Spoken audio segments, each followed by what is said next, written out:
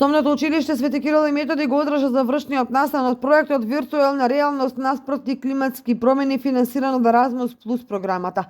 Настанот се одржа во ресторанот Амор, а конкретно за придобивките од проектот од изјавата наведе директорката Кристина Симова. Проектот Виртуелна реалност наспроти климатски промени е доказ за ентузијазмот и посветеноста на сите учесници што придонесоа за негова успешна реализација.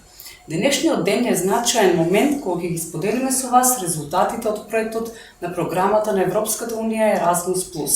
Ја изразувам мојата срдечна благодарност до сите поединци и организации кои одиграа клучна улога во реализацијата на овој проект. Нашите проектни партнери, чии заеднички дух и неуморни напори придонесоа за создавање на иновативен педагошки метод за учење, заслужуваат посебно признание.